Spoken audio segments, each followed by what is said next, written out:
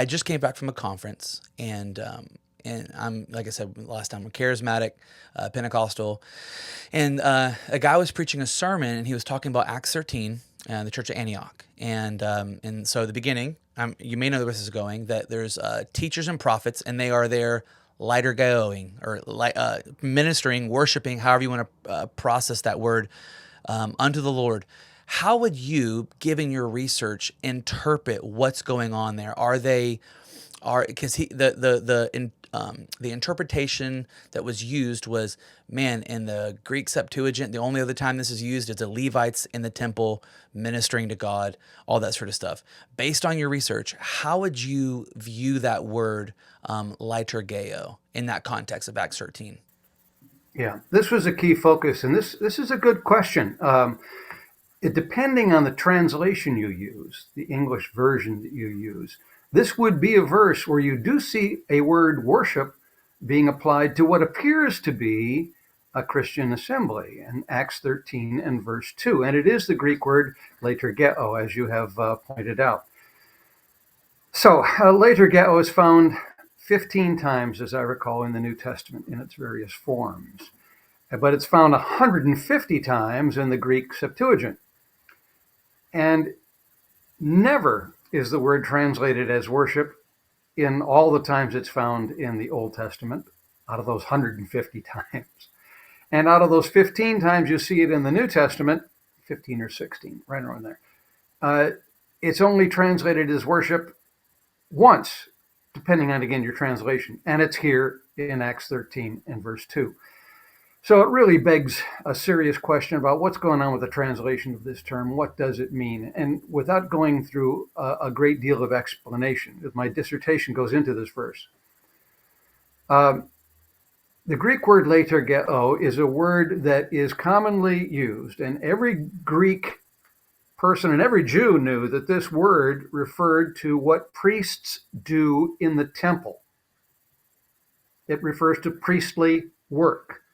That is the work that they would have of preparing and offering sacrifices that people brought in, of taking care of the showbread and all the stuff in the holy place of the temple, all the things that this massive group of Levites and priests did on their various shifts in the huge temple in Jerusalem. That's what it refers to. So it's bizarre that here Luke in Acts chapter 13 and verse 2 uses this term to refer, I think, to those 5 prophets and teachers mentioned in Acts 13:1. He's obviously using the term metaphorically, because he knows they're not priests. He knows they're not in a temple. He knows that they're not, fixing the showbread or offering sacrifices. He knows that. But so what's going on here? Well, I think he is using this term leitourgeó as a flattering way, because his readers would have viewed priests very highly. And when he calls these guys, these 5 prophets and teachers, priests, or the work that they are doing as priestly work, he means to elevate the function that they had of, I think, preaching, or rather prophesying and teaching. They are prophets and teachers. And this is all in preparation for one of the most significant events in the history of Christianity, which take place in verse 3 and 4, which is Paul and Barnabas are set aside to go be the first missionaries on the very first missionary journey.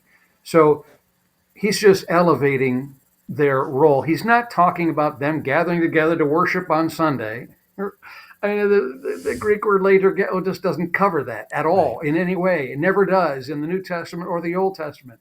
But he's flattering these 5 and sort of hyping what's going to happen to let people know that this is a significant deal of Paul and Barnabas being elevated now into the role of being apostles. And it's later in that very chapter where Barnabas is referred to as an apostolos, apostle.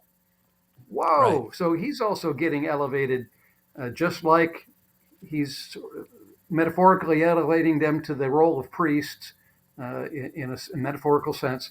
They're also being elevated in a literal sense to the role of apostle.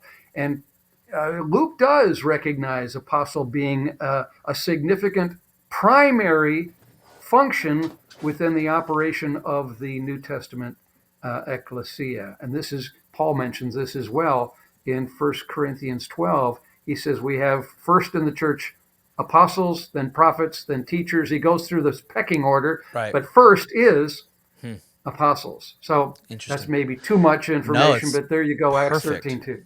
Thank you so much. No, that's perfect.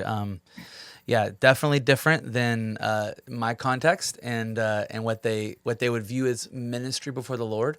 I am still, even amidst all the controversy, situated in a in charismatic Pentecostal, but in the sort of the prayer room stream of that. So like IHOP, the International House of Prayer in Kansas City, which is receiving a lot of headlines these days. And so that verse has been used to display that what that means. What would they be doing? They would be singing and praying and meditating and just loving on God and priesting before Him. I've heard that that sort of using that.